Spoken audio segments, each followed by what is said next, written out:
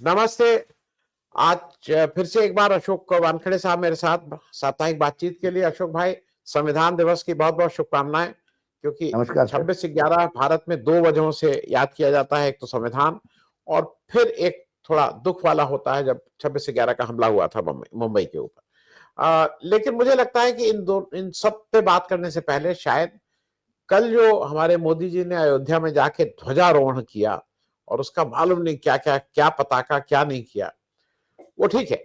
अ, मेरे उसके आपसे दो प्रश्न हैं। एक प्रश्न ये है कि अवधेश प्रसाद जी लोकल एमपी थे, अवधेश प्रसाद जी को नहीं बुलाया गया, जबकि सरकारी, मतलब तो सरकार की वो है, उसके उसी से इतने विज्ञापन छपे, पेपर में छपे, सब सरकारी आयोजन था, सब सरकारी लोग आए गए।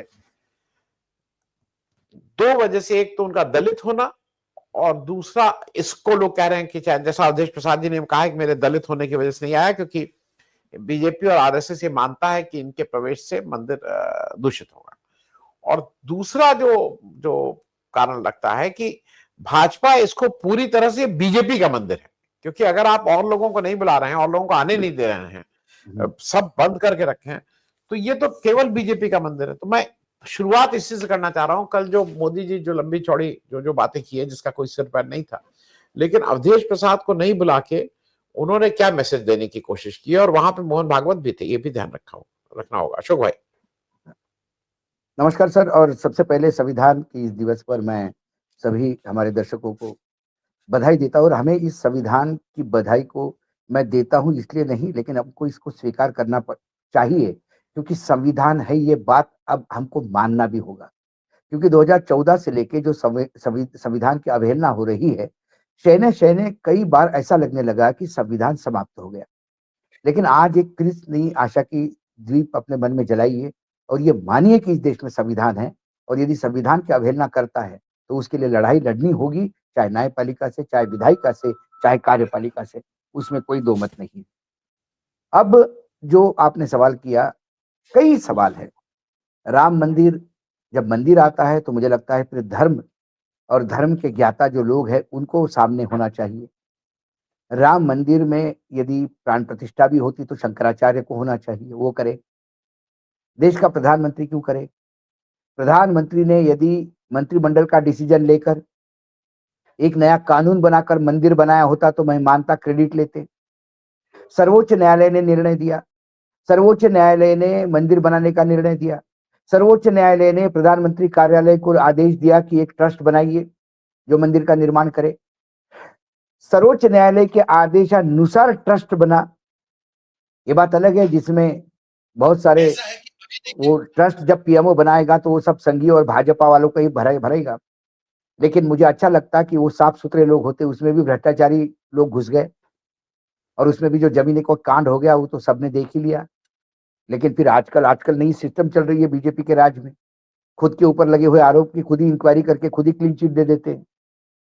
जैसे आपके मुख्यमंत्री जो है उत्तर प्रदेश के, उन्होंने खुद ही अपने केसेस सारे निरस्त कर दिए, एक लाइन में, एक झटके में, सब अपने ऊपर लगे हुए।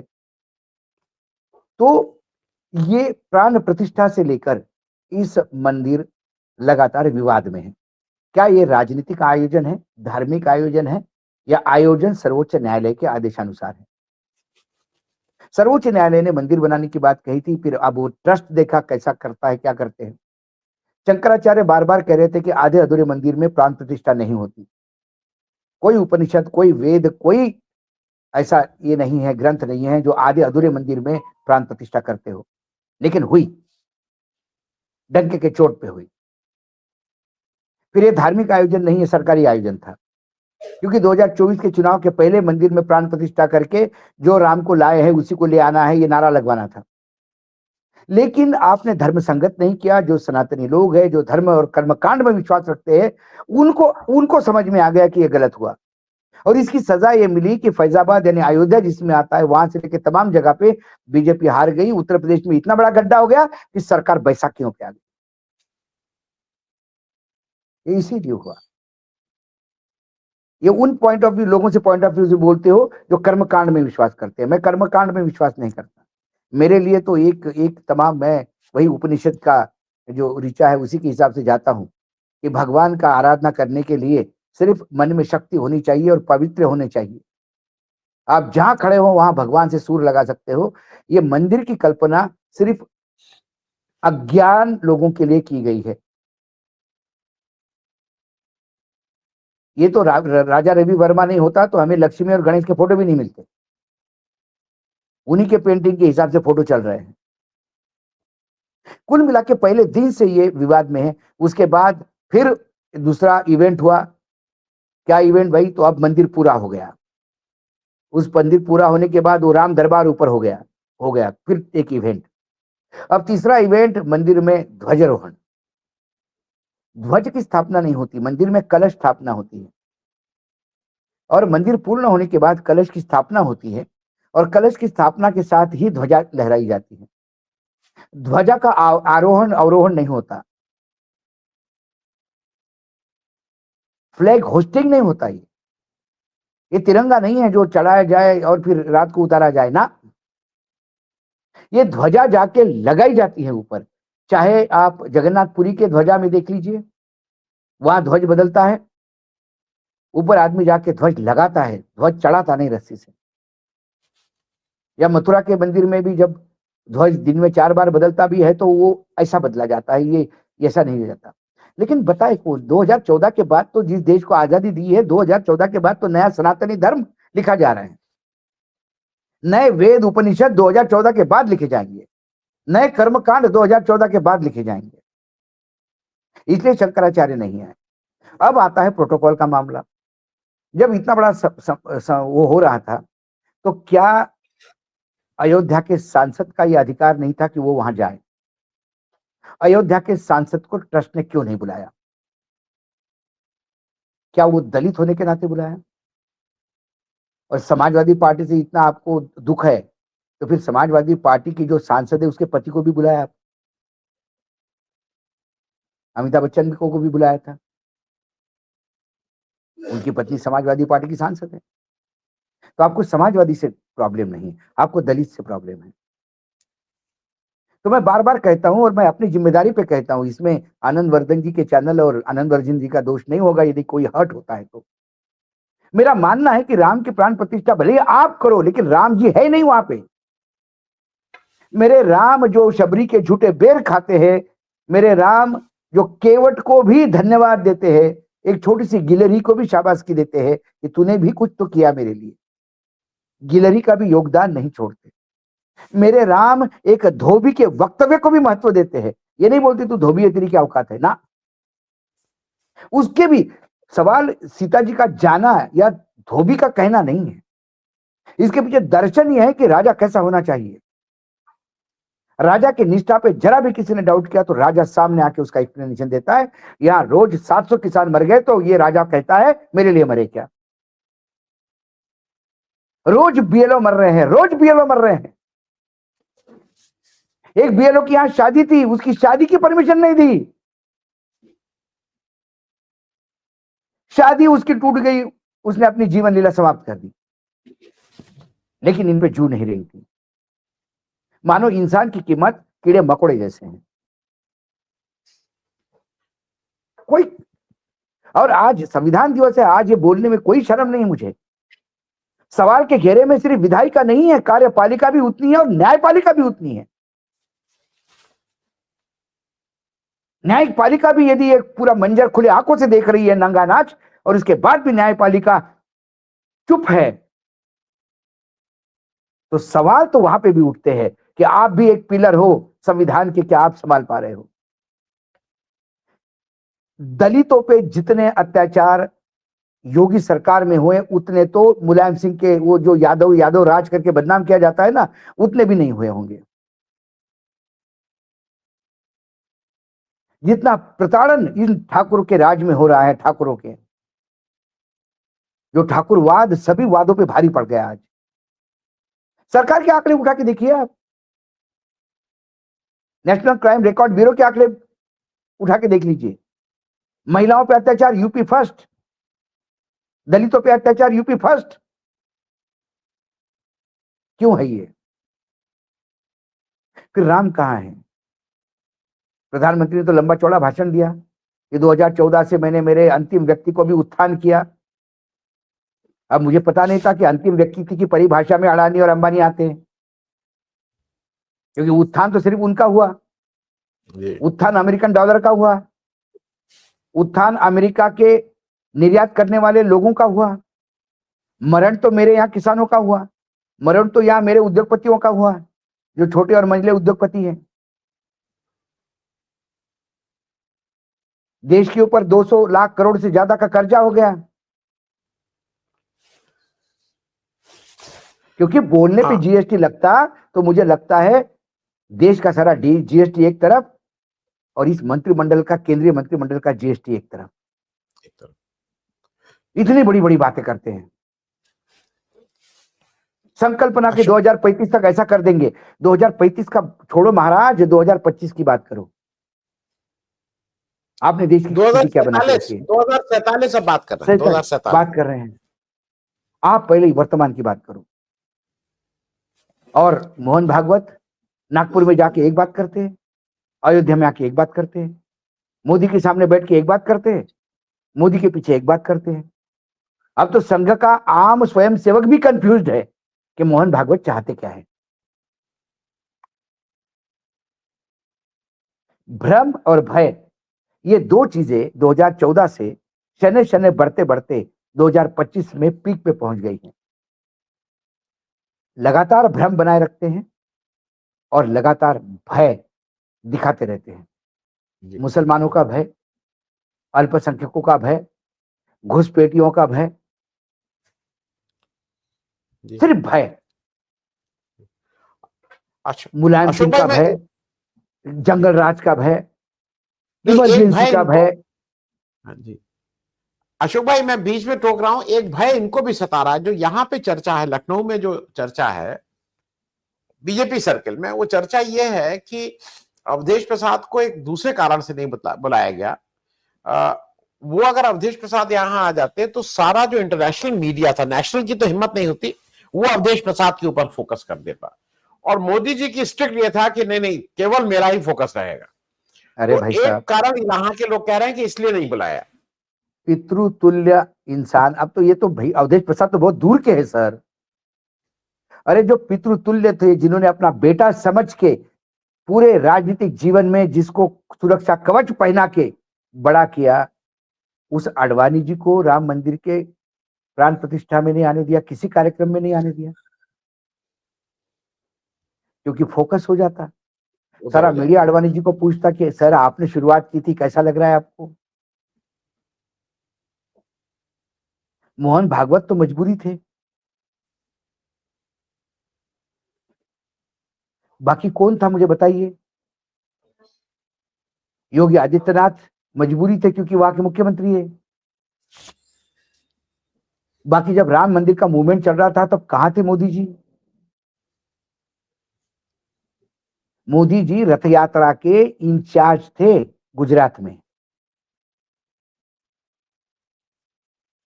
जब रथ यात्रा निकली सोमनाथ से, मैं भी सोमनाथ से ही उस रथ यात्रा में पूरा गुजरात साथ में था।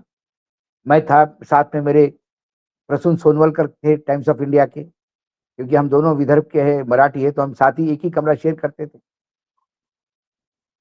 तो पूरा गुजरात रथ यात्रा में था, मैं थे। तो हमारी रहने की व्यवस्था, खाने की व्यवस्था, ठीक गाड़ियों में बाकी सब व्यवस्था हो रही कि नहीं, रथ यात्रा कहाँ रुकेगी, रैली कहाँ होगी, ये सारा लॉजिस्टिक का काम तो नरेंद्र मोदी जी कर रहे थे।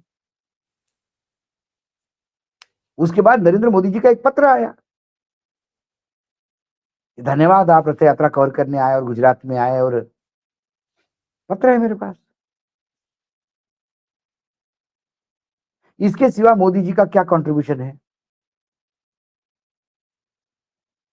कंट्रीब्यूशन था उन लोगों का जो वहां पे राम मंदिर के लिए मरे। कंट्रीब्यूशन था उन लोगों का, अडवाणी जैसा नेता का, जिसने बहुत लंबी स्ट्रेटेजी के साथ ये रथ यात्रा निकाली थी। प्रमोद महाजन के धुआंधार भाषण, और जब देखिए क्या था, मतलब कितना वेल प्लान्ड अडवाणी जी ने किया था कि जब रथ यात्रा शुरू हुई सर आनंद जी सोमनाथ से, तो वहां की नोट स्पीकर कौन था? सिकंदर बख्त।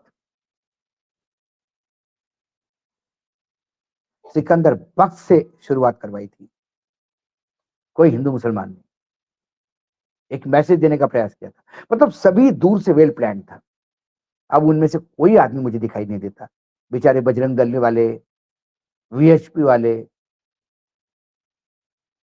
इनका ये सारे जो लोग हैं, इनका बिल्कुल मुझे स्थिति कई बार, एक हमारे शेफ है बहुत बड़े मनोहर करके नागपुर में, उन्होंने एक रेसिपी बोलते बोलते जब बोला तो मुझे बहुत हंसी आई। वो तेज पत्ता होता है सब्जी में, उन्होंने सब्जी एक सब्जी का रेसिपी बनाई और बोले एक टिप देता हूं मैं, अब ये सब्जी पक गई है तो अब इसमें से ये तेज पत्ता निकाल के फेंक देना, इसका स्वाद आ गया है, ये खाने में मुंह में आया तो तकलीफ देता है। और आगे उन्होंने जो डायलॉग बोला, उन्होंने कहा कि इस तेज पत्ते की हालत राजनीति में सामान्य कार्यकर्ता जैसी है, सब्जी बन गई तेज पत्ता बाहर,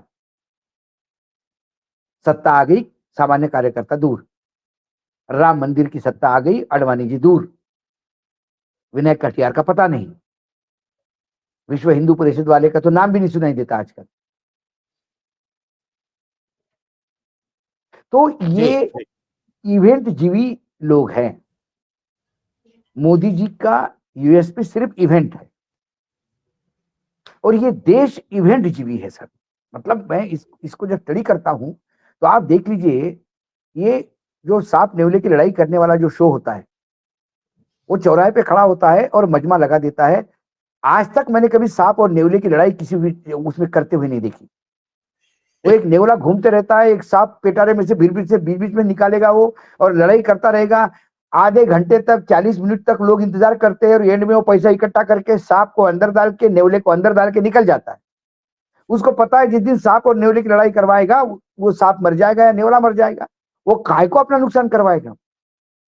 तो जो सांप नेवला कभी नहीं लड़वाता, फिर भी उसकी लड़ाई देखने के लिए आज भी हजार सैकड़ों की तादाद में लोग अपना काम धंधा छोड़ के खड़े हो जाते हैं। ये देश डमरू के पीछे इकट्ठा होता है और मोदी जी ये समझ गए, इसलिए उन्होंने गुजरात से लेके दिल्ली तक सिवाय डमरू के कुछ नहीं बजाया। कभी कोई कॉरिडोर बना दिया, कभी कुछ क्या कर दिया, कभी निवेश करवा दिया, एकदम वाइब्रेंट गुजरात। जितने एमओयू साइन होते थे उसके 10% इन्वेस्टमेंट में नहीं आता था। ये सब इवेंट, और पूरे देश में एक प्रोजेक्शन किया कि भाई मोदी जैसा आदमी नहीं है। आप क्या इमेजिन कर सकते हैं कि नवरात्र के दिन इस देश की 200 महिला पत्रकारों को इकट्ठा किया उन्होंने, लिटरली तमिलनाडु से लेकर सब दूर, और 4 दिन गुजरात में उनको रखा बढ़िया होस्ट बनके। उनके लिए बाकायदा घाघरा चोली सिलवाई गई, उनसे गरबा खिलवाया गया और 200 महिला पत्रकार अभिभूत हुई कि मोदी जी कितना अच्छा काम करते हैं, लोग बदनाम कर रहे हैं इनको। जबकि उसी गुजरात में दलितों के साथ क्या हो रहा था उसी समय कोई नहीं जानता, क्योंकि उन्होंने एक इवेंट किया। वो हर जगह इवेंट करते हैं। अब ये ध्वजारोहण का भी एक इवेंट था। अब ये ध्वज जब फटेगा और नया लगेगा उसमें भी एक इवेंट होगा। जी जी। अब अशोक भाई एक चीज और जरा, क्योंकि आज सुप्रीम कोर्ट में जो वेस्ट बंगाल, केरल, इन सब जगह की एसआईआर की पिटीशन फाइल हुई है, उस पर सुनवाई के दौरान मतलब चीफ जस्टिस ऑफ इंडिया वाली बेंच थी, ये कहा गया कि अगर हम इसमें कुछ ऐसा महसूस करेंगे जरूरत, आप लोग बात कर लें, तो हम इसको पोस्टपोन भी कर देंगे। अब आशा फिर जगती है, क्योंकि बिहार में भी कहा था कि अगर इसमें कुछ गलत भी होगा तो हम उसके बाद भी खत्म कर देंगे। वो गलती तो है ही, सबके सामने है, लेकिन उसको देख के मक्खी निकल गए हैं। नहीं, ये लेकिन फिर मैं with due respect to the bench, मैं सूर्यकांत जी को सबसे पहले बधाई भी देता हूं कि वो सर्वोच्च न्यायालय के मुख्य न्यायाधीश बने, और हाथ जोड़ के विनती करता हूं, दर्शकों की तरफ से भी विनती करता हूं, पब्लिक इंडिया की तरफ से विनती करता हूं कि बस आप संविधान की इज्जत रखिए, बाकी सब न्याय होता रहेगा। बस संविधान को सामने रखें। अब उनका ये कहना, क्योंकि अभी वो चीफ जस्टिस अब बने हैं, इसके पहले भी तो जस्टिस थे ही, नंबर 2 पोजीशन पे थे। और ये एसआईआर की लगातार वो हियरिंग कर रहे थे, बिहार की भी हियरिंग कर रहे थे, सबदूर हियरिंग कर रहे थे। जिस हिसाब से उन्होंने एसआईआर बिहार में होने दी, जिस हिसाब से एसआईआर के चलते 202 में से 128 सीटों पे इम्पैक्ट हुआ, एनडीए गठबंधन जीतने में मददगार साबित हुआ। ये सारा स्टैटिस्टिक्स सामने होते हुए भी यदि आप ये कहते हैं कि हमारे सामने, आप कब समझेंगे सर? इतने बीएलओ की जाने जा रही है तब भी आप नहीं समझ पा रहे हैं। कुत्ते बड़ा इश्यू हो जाता है हमारे सुप्रीम कोर्ट के सामने, और इंसान की कीमत कुत्तों से भी कम हो गई। आवारा कुत्ते पे सुप्रीम कोर्ट स्ट्रिक्ट हो जाता है, लेकिन बीएलओ इतने मर रहे हैं, इसके ऊपर कोई ध्यान नहीं दे रहा है। एजिटेशन हो रहा है, बंगाल में एजिटेशन हो रहा है, केरल में एजिटेशन हो रहा है, लोग इस्तीफा दे रहे हैं। सरकारी नौकरी बड़े मुश्किल से मिलती है, वो सरकारी नौकरी से लोग इस्तीफा दे रहे हैं क्योंकि लोगों को लगता है आत्महत्या करने के बजाय नौकरी छोड़ना अच्छा है। जी लेंगे तो कुछ कई काम करके 2 टाइम की रोटी खा लेंगे। 60 लोगों के खिलाफ एफआईआर हो रही है, ज्ञानेश कुमार की बेटी ही कर रही है। क्या सर्वोच्च न्यायालय को ये दिखता नहीं है? मुझे हमेशा लगता है कि न्यायपालिका को एक मानवीय दृष्टिकोण हमेशा देखना चाहिए। संविधान अपने जगह पे, कानून अपने जगह पे, कानून की व्याख्या ही तो करते हैं आप। तो ये संविधान यदि इस देश के लोगों ने अपने आप को समर्पित किया है तो ये लोगों के लिए है,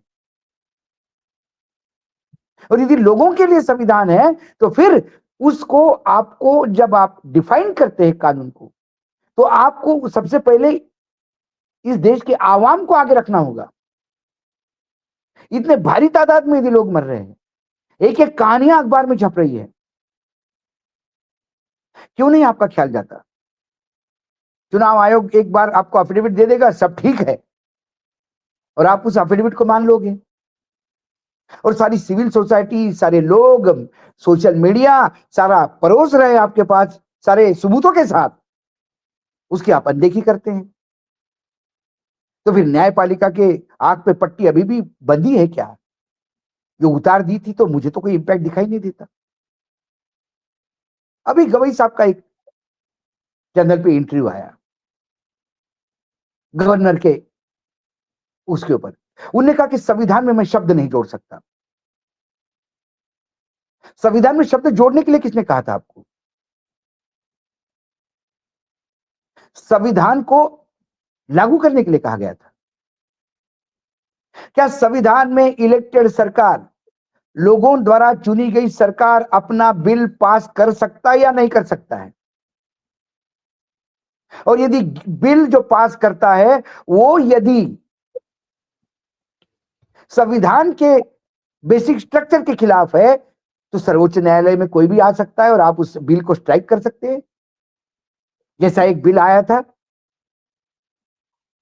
कि न्यायपालिका में न्यायाधीशों की नियुक्ति कैसी होनी चाहिए, आपने उसको बिल को खत्म कर दिया और कोलिजियम कंटिन्यू रखा, क्योंकि आपको लगा संविधान के बेसिक स्ट्रक्चर को धक्का लग रहा है। जब आप पे आती है तो आप बिल किल कर सकते हैं। कर देते तमिलनाडु के बिल पास, आ जाता कोर्ट में कोई भी, केंद्र सरकार आ जाती कि तमिलनाडु ने क्या बिल पास कर दिया, ये संविधान के खिलाफ है, आप बिल कैंसिल कर देते। वो ताकत थी आपके पास। लेकिन ये कौन सा आपने परमिशन दे दिया कि गवर्नर बिल पे बैठा रहेगा और ग्रे एरिया छोड़ दिया। लेकिन ज्यादा देर होगी तो हम कहेंगे, ज्यादा देर किसको कहेंगे आप? बेला त्रिवेदी जैसी यदि जज बनी तो वो ये भी कह सकती है कि 5 साल की सरकार है, अभी 4.5 साल ही तो हुए, अभी 6 महीने बाकी है आपके, 6 महीने में डिसाइड कर लेंगे हम। महाराष्ट्र की इलीगल सरकार 2.5 साल तक शिंदे की रही सर्वोच्च न्यायालय ने उसको गैर कानूनी सरकार बोला, उसके बाद यदि उस सरकार को रहने दिया, ये सबसे बड़ा संविधान का फेलियर है, न्यायपालिका का फेलियर है। इसलिए ये सिर्फ जो आशा रखते हैं, आनंद जी आप आशा रखते हो, मैं आशा रखता हूं, हम पॉजिटिव लोग हैं, हम ऑप्टिमिस्टिक हैं, हम सूर्यकांत जी की उस शब्दों को भी एक मशाल समझ के हाथ में लेके घूम रहे हैं, लेकिन मुझे उस मशाल में ज्यादा तेल नहीं दिखता, ज्यादा टिकने वाली, बुझने वाली है बहुत जल्दी। क्योंकि ऐसे कई बार हमने देखा, न्यायपालिका का बेसिक सिद्धांत है न्याय होना से मतलब नहीं है, वो न्याय होता हुआ दिखना चाहिए,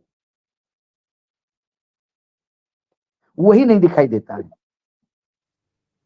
चाहे पेगासस में नहीं दिखाई दे रहा है, चाहे इलेक्ट्रल बॉन्ड में नहीं दिखाई दे रहा है, चाहे एनवायरमेंट के केसेस में दिखाई नहीं दे रहा है, ना राज्यपाल की इस केसेस में दिखाई दे रहा है। तो हर डिपार्टमेंट यदि ईटीसी करने पे लगा है, तो फिर संविधान दिवस है आज। आज ये कहने में कोई शर्म नहीं है कि संविधान बचाने के लिए एक दूसरी लड़ाई की शुरुआत करनी पड़ेगी, कि संविधान का कस्टोडियन ही संविधान के ऊपर दुर्लक्ष्य कर रहा है।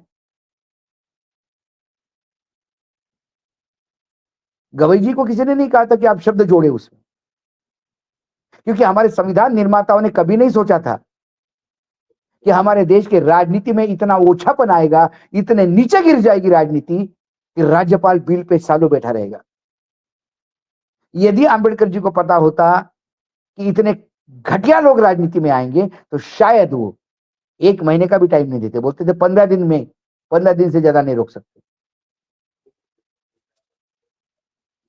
क्योंकि जब बिल पास होता है तो बिल पे चर्चा होती है, बिल का ड्राफ्ट घूमता है, राज्यपाल जब बैठा रहता है राजधानी में किसी राज्य के, वो अखबार भी पढ़ता है, वो बात न्यूज भी देखता है, वो देखता है ये बिल क्या है, बिल पे विधानसभा में चर्चा क्या हुई वो देखता है, और वो देखना भी नहीं चाहिए। यदि वो नहीं देखता है तो फिर राज्यपाल किस लिए बैठता है? सिर्फ वो पीछे एक मिलिट्री वाला खड़ा करने के लिए, वो और हिज हाइनेस कहलवाने के लिए, और सायरन लगा के घूमने के लिए राज्यपाल बैठते हैं क्या?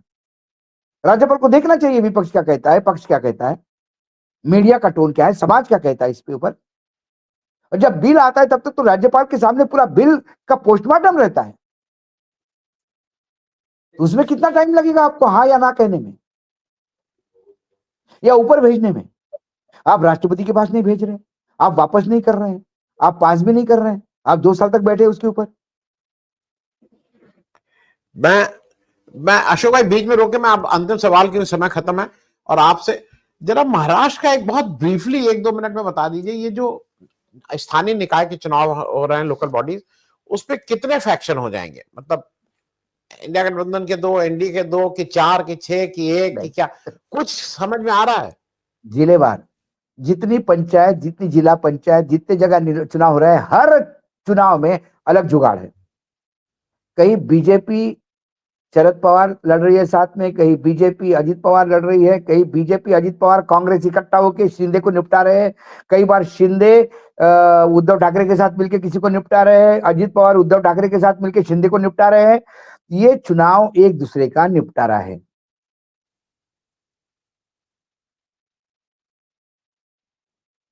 एनडीए गठबंधन में, जिसको महायुति कहते हैं महाराष्ट्र में, सब एक दूसरे के खिलाफ।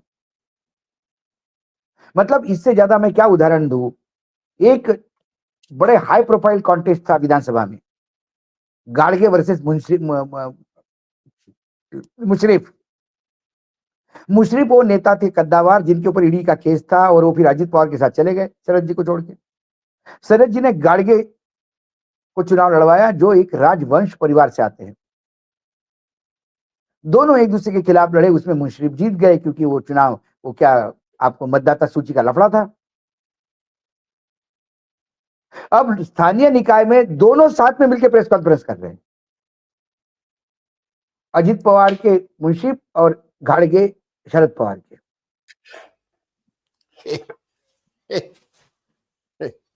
अजित पवार खुलेआम धमका रहे मतदाताओं को, यदि मेरे उम्मीदवार यहां जीते नहीं तो इतना याद रखना, 1 पैसा नहीं दूंगा कॉर्पोरेशन को।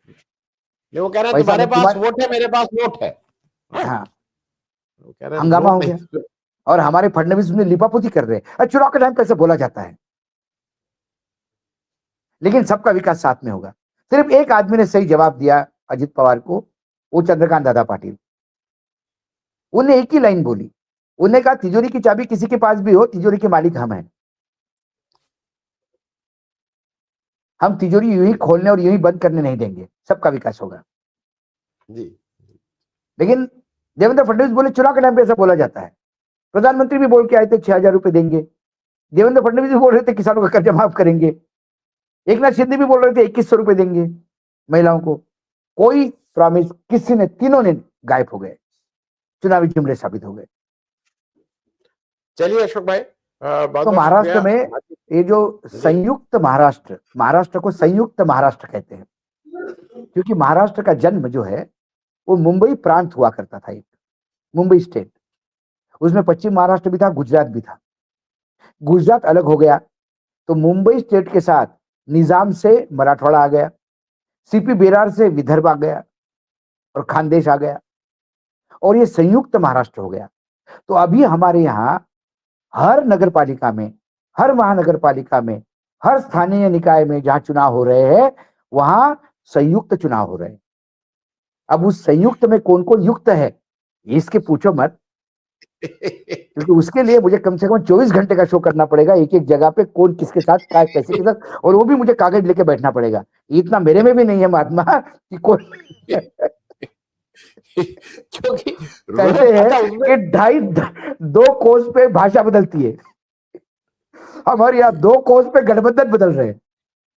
नहीं, और उसमें एक और एंगल आ गया, राज ठाकरे साहब अपने एमएनएस भी अब घुसा दिए, अब वो तो और मालूम नहीं हाँ, क्या। बस वो भेल बनी हुई है, सब कुछ होने के बाद नींबू भी था, नींबू भी निचोड़ दिया, चल हो गया सब। ठीक है अशोक भाई, थैंक सो मच, धन्यवाद। नमस्कार, नमस्कार, नमस्कार।